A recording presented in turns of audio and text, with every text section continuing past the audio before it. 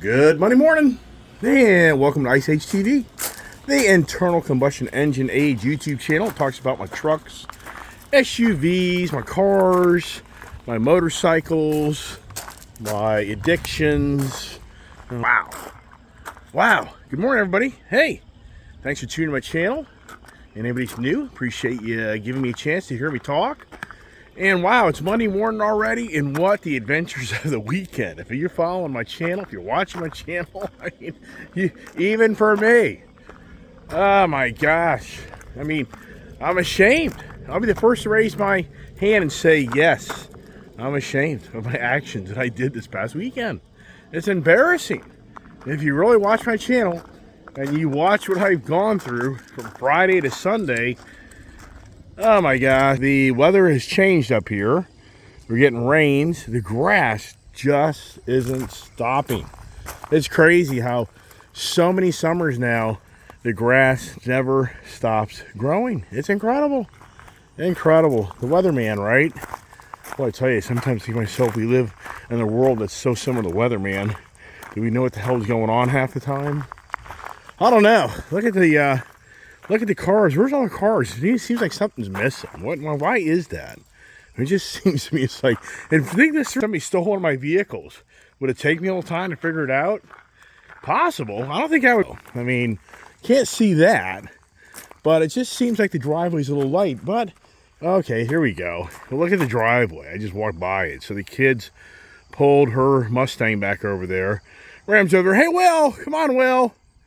Yeah, so ashamed. I thought to myself this morning, I thought about last night. I thought, I think today's conversation will be ashamed. Look at the Indian hat. Should I be ashamed I'm wearing this right now since I just bought a Harley Davidson motorcycle?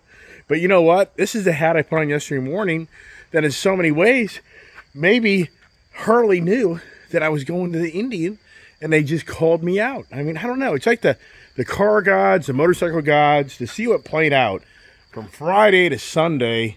It's just incredible. Oh my gosh. So my brain is just so dead that, well, this thing has 271 miles. I pulled the lightning in last night to plug it in, and I didn't plug it in. I mean, we're not going more than 271 miles, but the whole point is, it's just these, like, the type of things. I made fun of this a long time ago, that people are going to buy these vehicles and forget to plug them in, and you're not going to get to work tomorrow if you ran the damn battery down. So, yeah, see there, it's in good shape, but I'm just going to go ahead and charge it anyways. But anyways, come on, pups. Let's get the dogs in the garage, or I should say dogs in the office. We can kind of look at the Harley here. I spilled coffee all over myself. Just doesn't end, right? So, yeah, I'm wearing the Indian hat just because that was my good luck charm yesterday. Get up there. Go on. What are you doing? Get up there. Go. It'll drive you nuts. Yeah, where's that little German Shepherd puppy? I just spilled coffee all over my damn truck. But anyways, the Indian, I mean, I was showing the page yesterday. I mean, if you're watching my channel, you're really in tune with what's going on. But here's my brand new 2023 Harley Davidson Road Glide CVO. But wait a second. There was another one right next to it. Why would you do that? I mean, why would you give up your other cool bikes for another Road Glide CVO? You already got one. I should be ashamed for what I gave up just to do this. I should be embarrassed, which I am in so many degrees. Good morning. I was going to ride my nice Indian. These Indian motorcycles are just so nice. And, oh my gosh. And the whole point is, on Saturday, I called the deal off. So on Friday, I thought I was going to buy a Harley Davidson CVO Street Glide, even though I really wanted that Road Glide. And we went back and forth forever. And we made a commitment to go ahead and buy the bike. Come on, get up here. Get out of my way. You're making me a trip. Just move up the stairs. So we got a whole deal done based on a Harley Davidson CVO Street Glide. But I just didn't really feel good about it. I even told the GM there, here's the office, hot, humid. The humidor's back. There's the key, nicest chair in the office, and who gets to sit in it, right? Scouty boy. Yeah, where's the little troublemaker dog? It's hot. Let me get ready to say it's cold. Yeah. At this point, for all the things I've done So had a whole deal done, this Clyde, CVO, and if anybody's watching my channel doesn't know about this, you should go see the antics of my weekend adventure, because it was not planned. I was up in Bel Air, Maryland on Friday, taking care of business. I haven't been up there for quite a while because I was in Florida, in Tennessee. That's a long haul from my office. So I was there Friday, just for shucks and grins. Everybody else knows that could mean something else. But, I called the dealership. I just had this gut instinct that Eisenhower Harley Davidson actually got a delivery of some CVO 2023 bikes. I just had this gut instinct. That's the only reason I called. I didn't ever go up to Bel Air, Maryland on Friday morning with the intentions even going by there. So I need another fan on this. Very humid and hot in this office. And so I call them, and sure enough, yep, they got some in. And I'm literally like 20 minutes from their dealership. So I go over there and check them out and tune into my channel and check out, what kind of started playing out. So anyways, on Friday, I had a done deal on a Street Glide CVO 2023. Saturday morning, I woke up. I was like, I just don't like the deal. Because I'm having to give up some really nice bikes. I just don't want to do it. So I had to work Saturday. And by Saturday afternoon, I totally came to closure that I'm not buying the new CVO. I'm not really fixated on it. It isn't really something I'm just really been like, oh my gosh, I can't wait till the 2023 CVO hits the dealership and I'm going to buy one. Never was even on that page. And so I called him Saturday afternoon and I canceled the deal. And I told him, it's like, if you can tell Harley Davidson that I'll give him one bike instead of two, I would consider doing the deal. Well, Harley Davidson Financial has too many loans with me, too exposed with me, they're not going to do it. So they didn't do the deal. So I totally came to closure on Saturday afternoon. Then I'm good. I mean, I'm good. I'm good. I'm out. I'm not going to buy a new CVO. I'm good. I'm content. I'm happy. And Sunday morning I wake up, and I get to thinking, it'd be pretty cool because my daughter went to the dog training event for the new puppy. And I thought, you know what? I'm going to ride my Indian motorcycle up to the car meet, and I'll do some video time up there and talk about the differences of the Harley and the Indian. And I was really what I was going to do. I was going to kind of rag on the CVO a little bit, the new one, because I just think there's some things that Harley Davidson did that just really, it's to me kind of like, well, it's for bringing a brand new revamped CVO or the Harley touring bike. Why didn't you put an aluminum frame underneath the thing? I mean, why didn't you change the center of gravity on the thing to give a little bit more of that off the kickstand that the Indian just dominates on the ease of that not top heavy motorcycle? And so I really was going to kind of rag on the CVO. So you know what? The CVO, it's a nice motorcycle.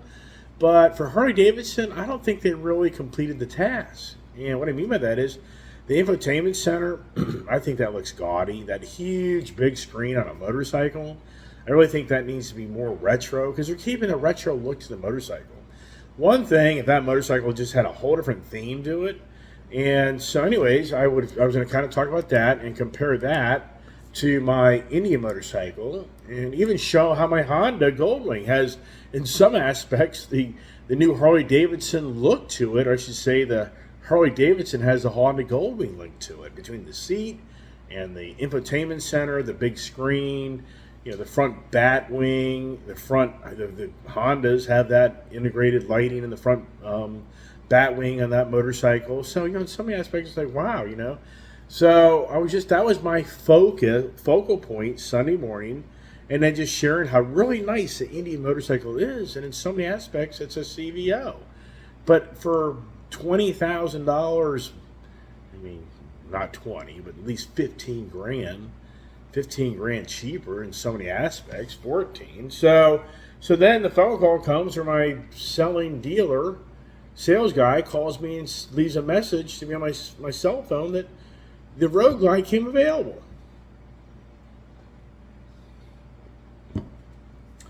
And I'm like, I can't believe it. I am so but I just didn't want to do it. But then I started thinking to myself, It's got to be a reason. There's something going on. Why does this deal keep coming back?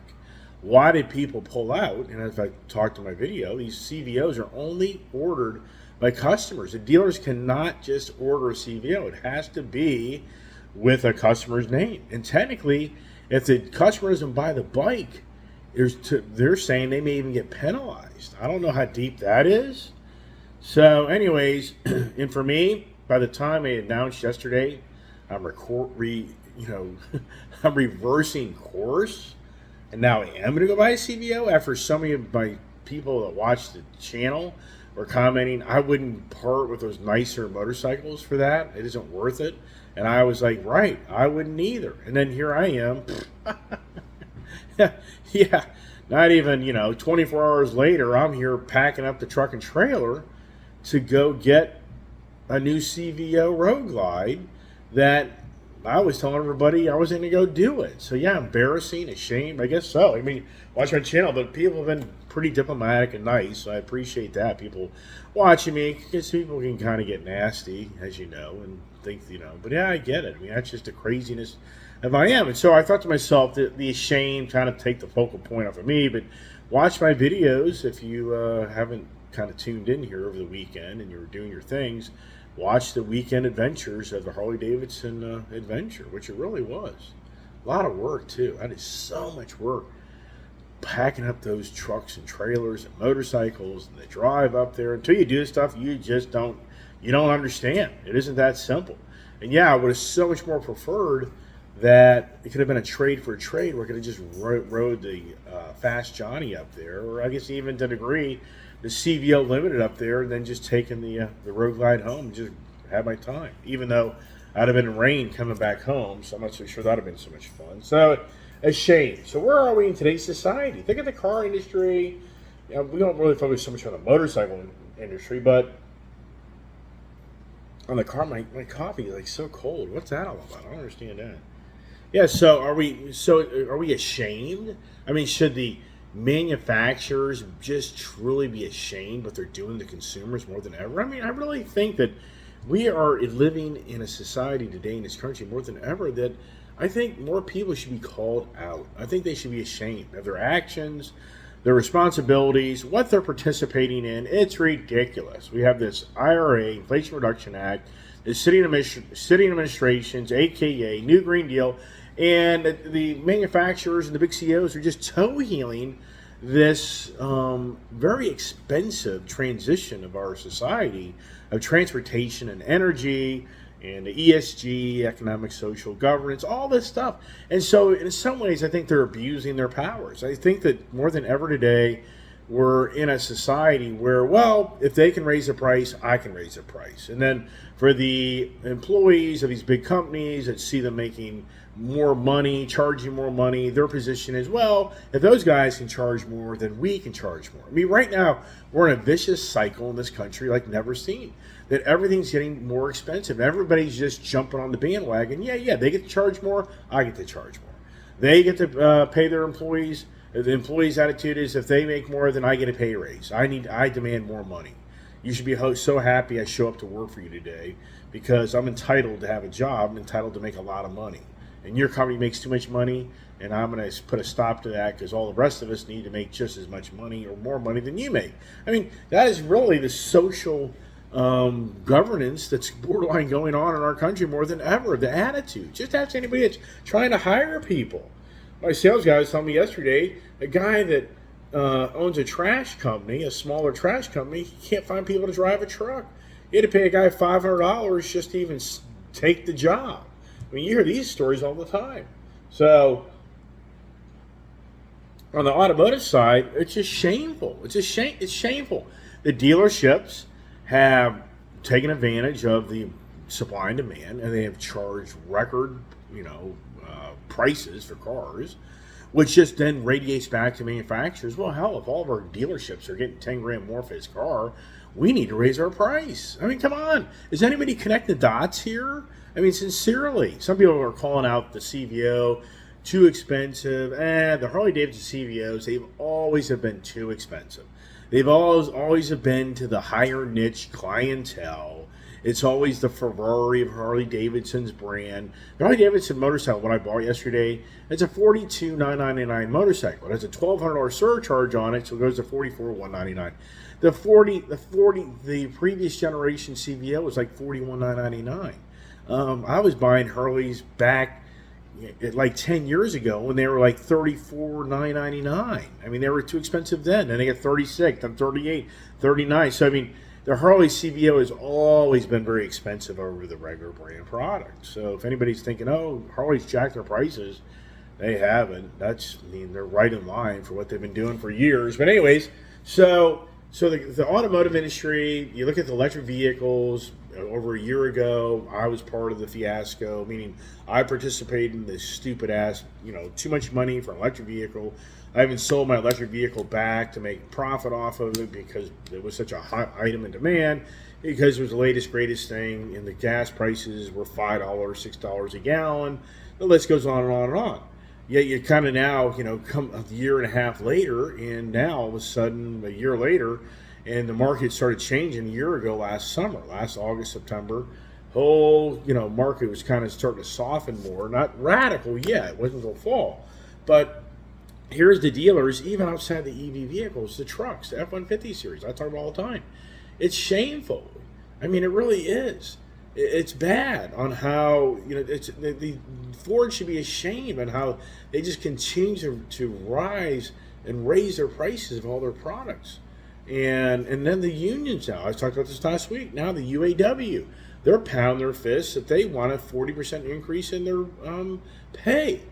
And okay, so should they be ashamed? I don't know. I mean, that there kind of goes into a gray area, because in their position, they see these big three automotive domestic manufacturers that are making, in their eyes, trillions of dollars of profits. But there's the whole point.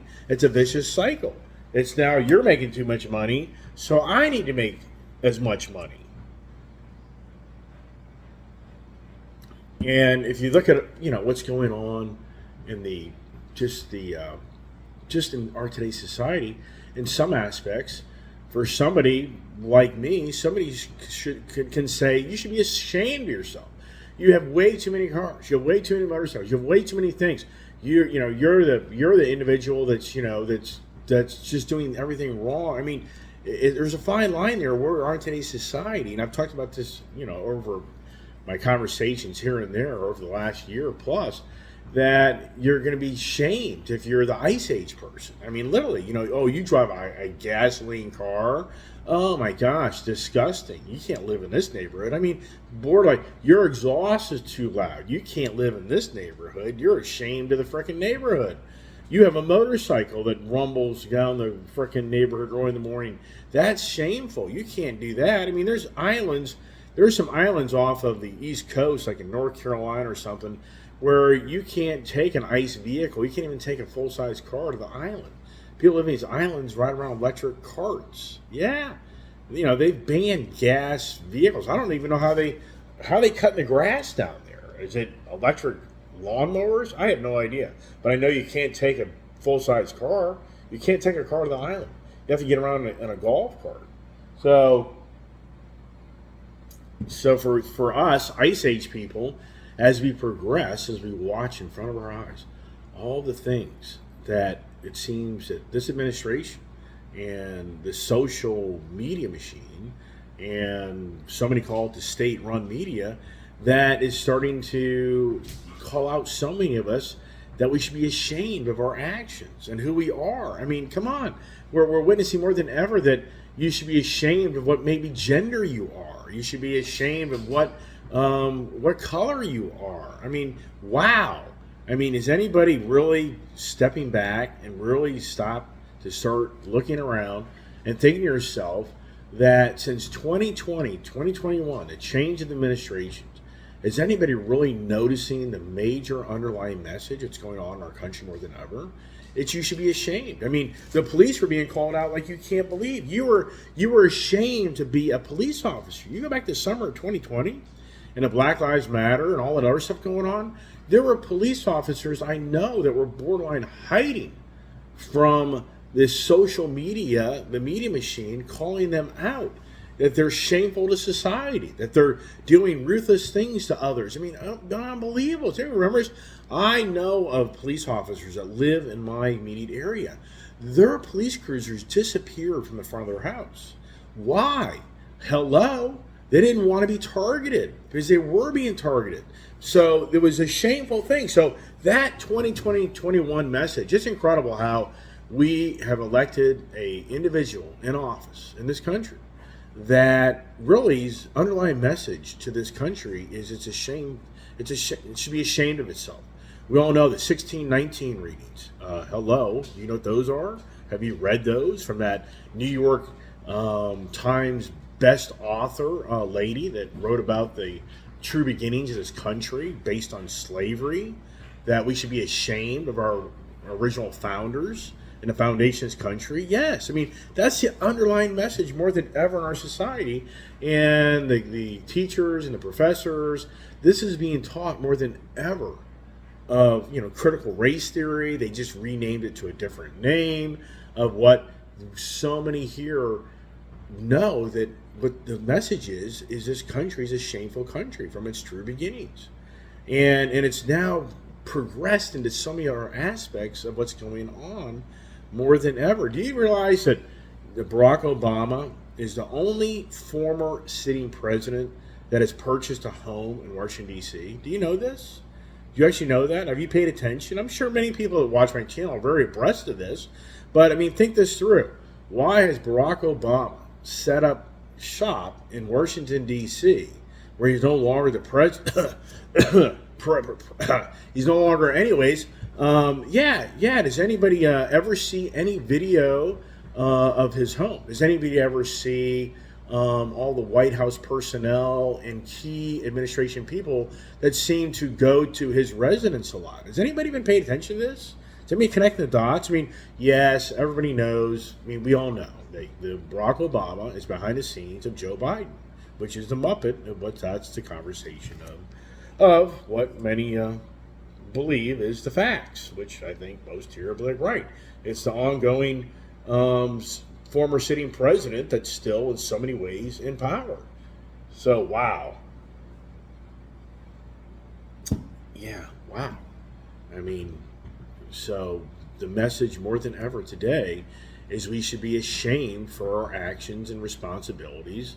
If you look a certain way, if you live a certain way, if you believe in a certain way, I mean, in the media machine, the social media machine, it's just continues to fuel this message, and we wonder why so many things in so many ways have gone sideways in our country, and for us, I mean, once again, if you have a gas stove, you live in New York City, you're gonna be ashamed of yourself. They're gonna, you're gonna be looked upon like, what? You have a gas stove? You're a shameful person. Wow. You look at the illegal immigration. If you don't take a position that you feel that that's okay, many people will call you out that you're shameful, that you're not having more of an open arms to people that are challenged in other countries, that they should have the right to come here. They don't need to go through all this baloney of trying to get to as well. For the most part, they are. I mean, all reality. I mean, so anybody here wants to argue about that, it's like, what a waste of time. How many years is that argument going about the illegal immigration, right? I mean, that's water under the bridge. Even though Greg Abbott in Texas is getting called out for his shameful, he should be ashamed for setting up barbed wire and all these little bulbous, big, round balls in the water to try to keep people from coming into the Texas border. So he's getting called out that he's a shameful individual because people are dying apparently in the water and getting, whatever. Okay, so there's a guy trying to stand up to the government policies of not letting just anybody walk into our country without going through proper steps and procedures. And he's a guy that should be ashamed of himself. It just doesn't end. And more than half, I would say it's a split down the middle of this country. Is it? I mean, are we really at the point in this country where we're split? I mean, is half the country truly feel ashamed for their actions, their responsibilities, their views, values, their lifestyle, the way they look, their color? Is that really going on? I mean, it's incredible. I meet so many cool people. I really do. I had a gentleman come up to me yesterday in Chesapeake, Eisenhower, Harley Davidson, and nicest guy in the world. This guy came up to me. He saw my channel, which drove him to that dealership because that dealership doesn't do the game of charging the setup and freight and other administration fees. And did he look like me? No, not at all. Absolutely. Totally opposite of what I look like. But my age group, Tyler, if you watch my channel, hey, appreciate you tune in. Nicest guy in the world. And I mean, sincerely. And, you know, it isn't about how you look. It was about we're on the same page. He loves motorcycles. He is a motorcycle enthusiast.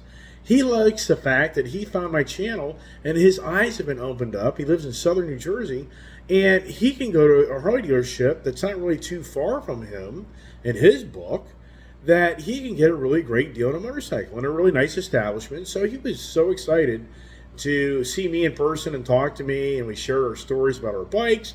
I mean, and that's all it's about. We're all on the same page. He's a very successful individual, and he's just enjoying life, you know. And it's just, he likes my big fat glasses that I wear. He's going to get a set of those. I mean, wow. But the social media machine wants you and I to believe that that's not possible. That because I'm one color and the other person another color, that we have differences that separate us and not like each other. It's so sad. It's so sad. And sadly, the younger generation is being taught this like never seen. And it's very concerning. It's very concerning for me that the younger generation is being taught that because you look one color, I look another color, that we can't be friends. That I have underlining, you know, demeaning and nasty things that I want to do to you. It's like, oh my gosh, living in the past. So yeah, so what's the Obama, what's Barack Obama up to in Washington, D.C., living in Washington, D.C.? What is he up to? Why is not the state-run media, is what somebody call the media machine, why don't you see more video of all these cars going to his place? I wonder if anybody could even set up shop just up the road and kind of watch what's going on. I don't think you could. I think there's probably so many people watching for that type of activity that you would probably get called out. You'd probably be, you know, a cop, whoever would probably come up, maybe a undercover person, and would start, what are you doing? You know, what are you doing here in this neighborhood? Why are you parked here? What are you videoing? What are you up to? I'm sure that's probably what would probably play out. I mean, it's even to the point that is the message in the overall administration: no cameras, no video surveillance, nothing of what is going on back and forth. And is Michelle Obama our next? I mean, sincerely, does Michelle Obama run for presidency? And I think most here would agree. If she probably ran, I would have to say she'd probably get in, personally. I mean, I think she would.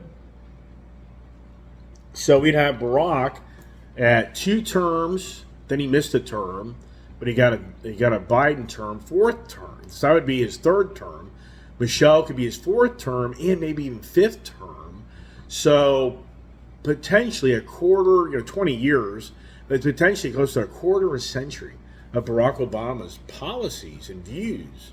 And, you know, in my views, you know, what he's trying to undermine and accomplish his country. I mean, I just think that more than ever, people really need to wake up and realize that this being ashamed is a growing trend that is trying to undermine our country and the well-being of our country, and trying to make people not feel good about themselves more than ever. Wow. Yeah, I know. It gets a little heavy on that, but I tell you what, for me as an individual, and to witness what I witness being out and about, and it is an energy thing, and I'm out all over the place, and I do see different personalities in people, and it's interesting on how I feel the younger generations being so misled more than ever in our country.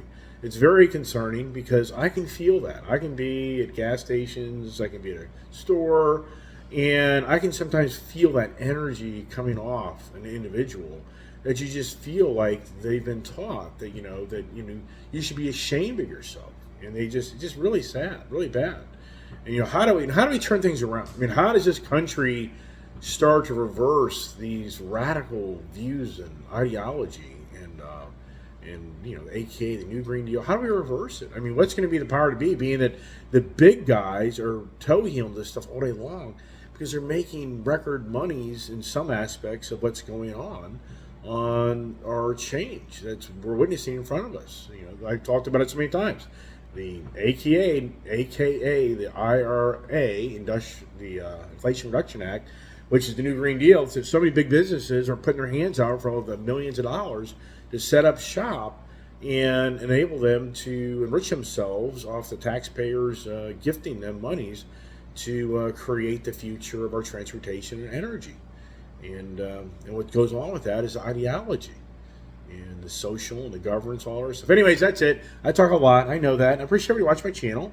I really do. And anybody out there that has friends or anything, I never say to people, hey, subscribe. I mean, do you see these people? Subscribe. I just don't do that. My position is, if you like to hear me and you think I've got something for you to maybe get some fun out of or whatever it may be, you're going to hit subscribe, whatever. So, yeah, pass it along. Hey, everybody. What's the next adventure? Last week, I truly thought it was going to be the slingshot adventure. I really thought last week that the slingshot was going to be the more of the video and the more of the time to talk about things. And wow, even for me, I'm taken back of what I can accomplish.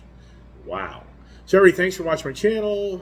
God bless, stay safe, and stay tuned. And what is going on next? I'm slammed. I am slammed at work like you can't believe.